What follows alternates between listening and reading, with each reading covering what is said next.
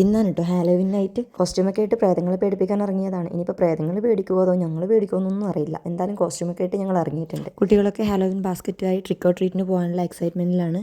സത്യം പറഞ്ഞാൽ നമുക്കതിൽ ആദ്യമൊന്നും താല്പര്യമില്ലെങ്കിലും കുട്ടികളുടെ നിർബന്ധത്തിന് അവരുടെ എൻജോയ്മെൻറ്റ് കളയണ്ടെന്ന് വിചാരിച്ചാണ് നമ്മൾ പാരൻസ് ഇറങ്ങിയത് തന്നെ.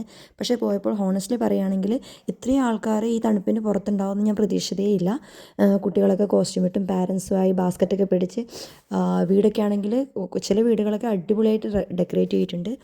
ഞാൻ ചില വിഷ്വൽസ് ഇവിടെ കാണിച്ചു തരാം. ചില വീടുകൾ എനിക്ക് മനസ്സിലാക്കാൻ പറ്റിയത് ഒരുപാട് സ്പെൻഡ് ചെയ്തിട്ടുണ്ട് ഇതിനു വേണ്ടി. ടൈം ആയാലും എഫേർട്ടായാലും ഇതിനെ ഡെക്കറേറ്റ് ചെയ്യാനും സ്പൂക്കി സ്റ്റൈലാക്കി മാറ്റിയെടുക്കാൻ വേണ്ടി.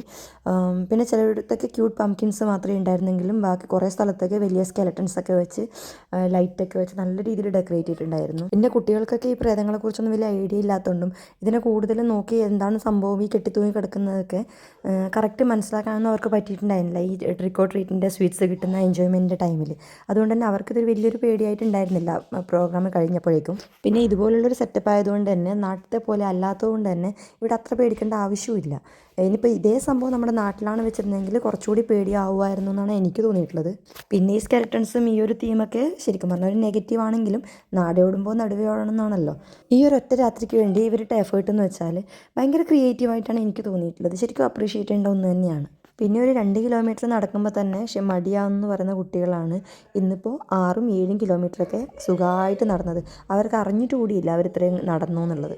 വീട്ടിൽ നിന്ന് ഇറങ്ങുന്ന ടൈമിൽ ജസ്റ്റ് കുട്ടികൾ ചോക്ലേറ്റ്സ് കളക്ട് ചെയ്യുന്ന ഒരു പരിപാടി മാത്രമായിട്ടാണ് ഞാൻ കണ്ടത്. എന്നാൽ ഇറങ്ങിയ ശേഷം ശരിക്കും പറഞ്ഞാൽ ഒരുപാട് ഹാപ്പി മൊമെൻറ്റ്സും എക്സൈറ്റ്മെൻറ്റ്സും എന്താ പറയുക ഒരുപാട് കളി തമാശകളുമായിട്ടായിരുന്നു നമ്മുടെ ഈ ഇത്രയും മണിക്കൂർ കടന്നുപോയത്. അനാഥപ്രേതങ്ങൾ നടക്കുന്നത് കണ്ടോ? ചില ആളുകൾ മാസ്കൊക്കെ വെച്ച് നമ്മുടെ മുമ്പിലോട്ട് മതിലിൻ്റെ അകത്തുനിന്ന് ഇങ്ങനെ പുറത്തോട്ട് ഇങ്ങനെ ചാടി വീഴും.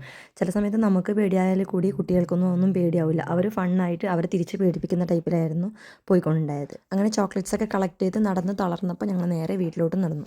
എന്തൊക്കെ ആചാരങ്ങളാണല്ലേ. സത്യം പറഞ്ഞാൽ എൻജോയ് ചെയ്തു. ഒരു നെഗറ്റീവായിട്ട് തോന്നിയൊന്നുമില്ല. അയർലൻഡിലും അമേരിക്കയിലൊക്കെ ആയി തുടങ്ങിയ ഈ ഒരു ആചാരം ഒരു ഫണ്ണി ഫെസ്റ്റിവലായി ജർമ്മനിയിലെത്തിയെങ്കിൽ കേരളത്തിലും ചില ഭാഗങ്ങളിലൊക്കെ ഇപ്പോൾ നടക്കുന്നുണ്ട്. ഇനിയിപ്പോൾ വൈകാതെ തന്നെ കേരളത്തിലും ഇതുപോലൊരു ആഘോഷം വളരെ വിപുലമായി തന്നെ ഉണ്ടാവും എന്നാണ് എനിക്ക് തോന്നുന്നത്. വീഡിയോ എല്ലാവർക്കും ഇഷ്ടപ്പെട്ടു കാണുമെന്ന് വിചാരിക്കുന്നു. അഭിപ്രായങ്ങൾ കമൻറ്റിലൂടെ അറിയിക്കുക.